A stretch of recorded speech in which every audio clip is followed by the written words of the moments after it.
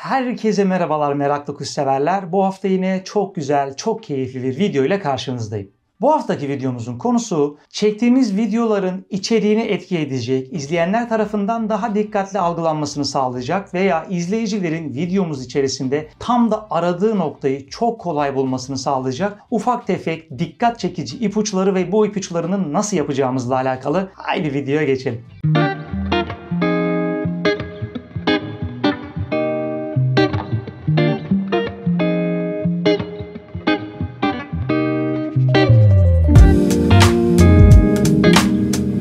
Bildiğiniz gibi çektiğimiz videolarda ve hazırladığımız içeriklerde hep aklımızdaki soru şu oluyor. Hangi kamerayı kullanayım? Hangi mikrofonu kullanayım? Işık kaç derece açıyla gelsin? Arkamda ışık olsun mu? Ambiyans led olsun mu? Gibi bir sürü soru beliriyor aklımızda. Ve video çekimi bittikten sonra aslında siz bu saydığım tüm sorulara düzgün cevaplar bulsanız da asıl işin dikkat çekici kısmı videonun düzenleme aşamasında başlıyor diyebilirim. Çünkü siz ne kadar kaliteli içerikler hazırlarsanız hazırlayın. İzleyicilerin özellikle günümüz dünyasındaki sosyal medya kullanıcılarının dikkat süresi bir hayli az olduğu için videonuzun gerçekten dikkat çekici noktalarını, herkesin aklındaki o sorulara cevap veren noktayı, gerekirse videonun önemli bölümlerini kullanıcıları o bölümlere çekmeniz gerekebiliyor. Bunun için de aslında kullandığımız ufak tefek ipuçları, ufak tefek nüans noktaları, ücretli ücretsiz web siteleri gibi birçok detay var. Şimdi sizlere o detaylar bahsetmeye başlayacağım. Birinci dikkat etmeniz gereken nokta aslında videonuzun çekim aşamasında belli bölümlere göre hazırlanmış olması. Yani siz daldan dala atlayarak aklıma ne geldiyse konuşayım, ben aslında bu konuyu çok iyi biliyorum,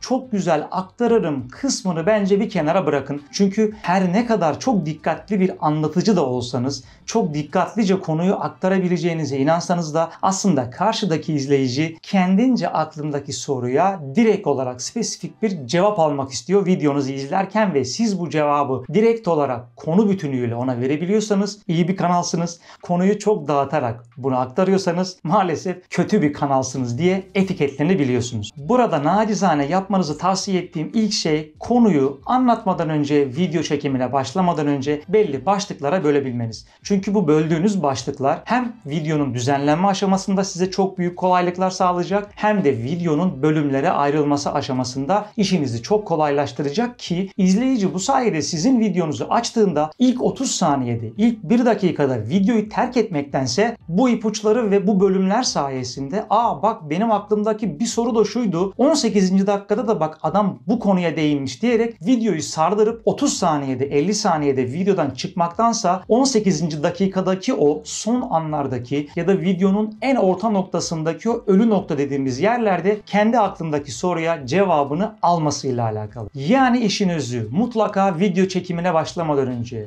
videonuzu belli konulara, belli başlıklara, gerekirse alt başlıklara bölün ve bu başlıklar dahilinde 3'er 5'er dakikalık şekilde konuşarak konuyu belli bir çerçevenin, belli bir sınırın içerisinde tutmaya çalışın. Bu bir. Gelelim size verebileceğim ikinci püf noktasına. Bu da mutlaka jump cut tekniğini kullanın ve bunu alışkanlık haline getirin. Jump cut tekniği dediğimiz şey aslında günümüz sosyal medya kullanıcısının aşırı hızlı içerikler tüketmesiyle ortaya çıkmış ve kitleyi yani karşınızdaki izleyicileri videonun içerisinde dikkatli bir şekilde tutmanızı sağlayan bir teknik. Videoların içerisinde istemsizce nefes alma boşlukları, istemsiz boşluklar, bazen konunun direkt olarak aklımıza gelmediği yerde diyerek geçiştirmeler gibi gereksiz saniyeler, gereksiz bölümler bırakabiliyoruz. Fakat şunu unutmayın, bu kısa süreli videolarda belki tolere edilebilir bir şey oluyor. Fakat video süresi uzadıkça nefes almalarınız, o u'larınız gerçekten çok can sıkıcı hale geliyor. Ben de bir süre öncesine kadar aslında bunları yaptığımı fark ederek AutoCAD tekniğine döndüm ve uzun zamandan beri de bu teknikle videolar çekiyorum. Videolarınızın izlenme ortalaması, videolarınızda çekebildiğiniz kullanıcı sayısı ve videoların altındaki güzel yorumlardan zaten bu tekniği kullanmanın ne kadar faydalı olduğunu görüyorsunuz. Artık günümüzde geldiğimiz noktalarda Shorts videolarında, TikTok videolarında ve Reels videolarında bile 30 saniyelik bir içerikte jump cut'ın bol miktarda kullanıldığını ve videonun kesintisiz bir şekilde akıcı olarak sürdüğünü görüyoruz ki kullanıcıyı daima videonun içerisinde etkin bir şekilde tutabilmek adına. Bunu yapmak için tabii ki belli yollarınız var. Bunlardan ilki ücretsiz bir şekilde şekilde bunu halletmek istiyorsanız elle manuel olarak bu tekniği kullanabilirsiniz. Fakat sürekli kes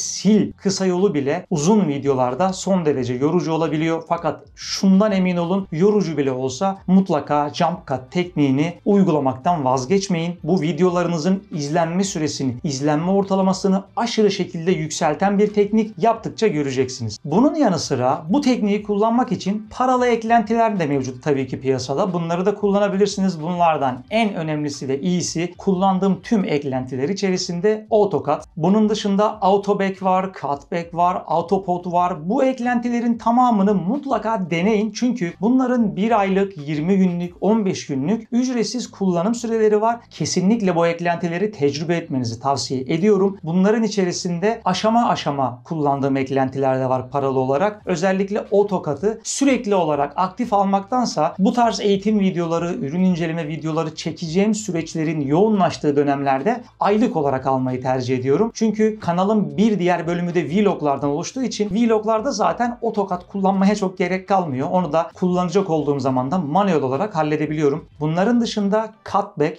eklentisini ise kesinlikle tavsiye ederim. Bu eklentinin güzelliğine tabii ki bir AutoCAD kadar efektif ve etkin bir kesme işlemi sunmuyor. Fakat ayda 3 kereye kadar ücretsiz kullanım veriyor ve bu kullanımlarınız 30 dakikaya kadar uzayabiliyor. Yani 30 dakikalık bir video içerisinde otomatik olarak nefes boşluklarını, gereksiz yerleri saniyeler içinde kesmenizi sağlıyor. Kesinlikle bu eklenti Adobe Premiere'de özellikle kurulu halde dursun. Mutlaka bir yerde işinizi görüyor.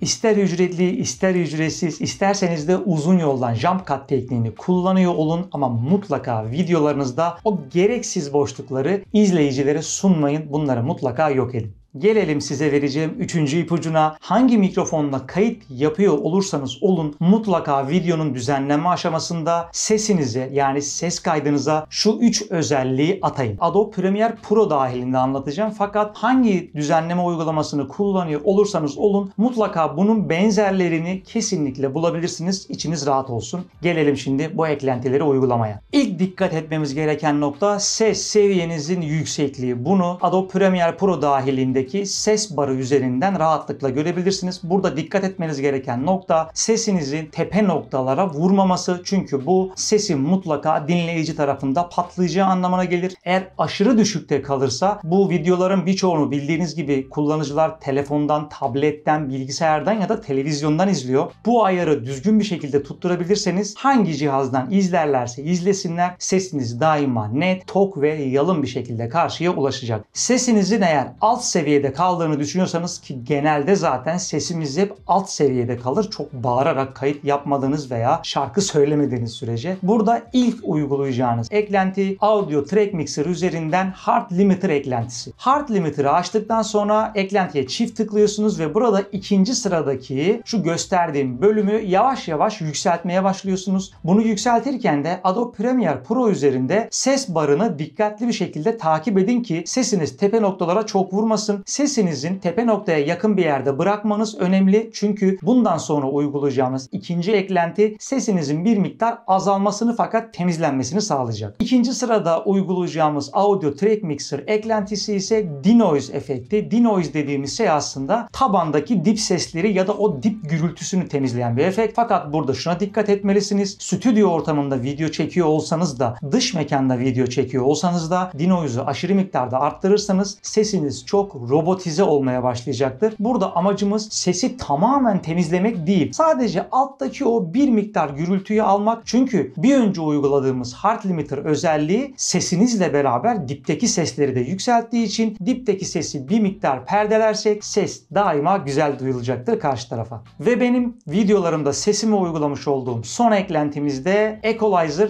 10 Bands, yani kısacası sesinize uygulamış olduğunuz 10 barlık bir equalizer. Bunu ayarlarken de şuna dikkat etmenizi tavsiye ediyorum. Ben ses olarak tiz bir sese sahibim aslında ve özellikle belli bir süre konuştuktan sonra sizin de farkına varacağınız gibi seslerimiz daha da tizleşmeye başlıyor yorgunlukla alakalı. Bunu önlemenin en güzel yolu da benim kendince bulduğum ayarım bu. Fakat size tavsiyem mutlaka kendi sesinizi kulaklıktan dinleyerek bu ayarı öyle yapmanız. Ben genelde sesimin bas miktarını birazcık arttırıp tizlikleri de aşağı çekerek bu orta yollu sesi tecrübe edip buldum ve her videomda mutlaka mutlaka aynı ayarı yapıyorum ve aşağı yukarı aynı ses tonuna sahip oluyorum ve bu zamana kadar da hiçbir kullanıcıdan sesimle alakalı bir negatiflik duymadım. Bu 3 özellik mutlaka ama mutlaka aklınızın bir kenarında olsun. Kesinlikle deneyin. Sırada videolarımızı güzelleştirecek bir etkinlikten bahsedeceğim. O da videolarınızın içerisinde kullanacağınız grafikler, görseller, bölüm başlıkları, gerekirse introlar, bunları nasıl halledebiliriz? Hadi gelin size anlatayım. Burada benim yıllardır kullandığım uygulama Canva. Bildiğiniz gibi Canva çok güzel ve son dönemde yapay zekayı da içine alınca enfes özellikleri içerisinde barındıran bir uygulama haline geldi. Online çalışan Canva normalde öğretmenlere ücretsiz. Eğer öğretmenseniz kesinlikle Canva kullanmanızı tavsiye ederim. Ömür boyu ücretsiz buna sahip olabiliyorsunuz. Onun dışında öğrenci kardeşlerime yine belli bir yere kadar ücretsiz. Normalde standart kullanıcıya da belli kategorilerde ücretsiz, fakat gerçekten çok cüzi bir rakama sahip. Şu an zaten video üzerinden de aylık ödemesini görüyorsunuzdur. Eğer grafik tasarım programlarını kullanmayı bilmiyorsanız, buna ayıracak vaktim de yok diyorsanız Canva sizin için mükemmel tecrübe olacaktır. Kesinlikle bir ay kullanıp deneyin ücretli versiyonunu, farkı anlayacaksınız. Peki Canva üzerinden neleri halledebilirsiniz? Birincisi, özellikle Instagram'a, YouTube'a veya TikTok'a videolar atıyorsanız videolarınızın kapak fotoğraflarını yapay zeka desteği sayesinde harika hale getirebilirsiniz. Eğer bununla uğraşmam diyorsanız da hazır kapak fotoğraflarından bulup şablonu kendinize göre özelleştirebilirsiniz. Şu an sosyal medyada birçok influencer diyorum, hatta belki tamamına yakını neredeyse Canva üzerinden videolarının kapak fotoğraflarını hallediyor. Ben dahil. Gerçekten çok zahmetsiz ve videolarınızı çok dikkat çekici hale getiriyor. Bunun dışında videolarınızda kullandığınız lover-thurs'ler, yani şu videolarınızın altından, sağından, solundan çıkıp da işte abone ol, like at, videoyu beğen, bu benim Instagram'ım, bu benim TikTok'um, bu benim YouTube adresim falan gibi gördüğünüz grafiksel özellikleri de Canva üzerinden seçip özelleştirerek kullanabilirsiniz. Gerçekten birçok seçenek var. Kesinlikle videolarınıza lover-thurs'ler ekleyin ki insanlar sizi YouTube'dan takip ediyorsa Instagram'a da yönelsin. Instagram'dan takip ediyorsa TikTok'a da yönelsin ki hangi mecralarda ne kadar aktif olduğunuzu bilsinler diye. Bunların dışında videolarınızın girişinde kullandığınız introları da yine Canva üzerinden bulup özelleştirebilirsiniz. Gerçekten envai türde introlar var. Benim de videolarımda yıllardır kullandığım introlarımı Canva üzerinden yapıp kullanıyorum. Sadece şuna dikkat etmelisiniz. Canva'yı Pro'da kullanıyor olsanız introların altındaki müzikleri kullanmayın. Hemen telif yiyorsunuz akabinde. Mutlaka introlarınız için harici bir müzik eklemeyi unutmayın. Zaten intronuza müzik ekledikten sonra onu Move dosyası olarak bir kenara kaydederseniz Premiere'de, DaVinci'de, CapCut gibi programlarda direkt sürükle bırak yöntemiyle intronuzu hazır bir şekilde videonun istediğiniz bölümüne ekleyebilirsiniz. Ve Canva dahilinde bahsedeceğim son özellik de benim özellikle videolarımda hep kullandığım video bölüm başlıkları. Şimdi bildiğiniz gibi videolarımız birçok farklı bölümden oluşuyor. Burada önemli olan şey kullanıcıyı video hakkında ufak ufak bilgilendirmeniz. Yani bir videonun hangi bölümündesiniz veya bir uygulamanın neyini tanıtıyorsunuz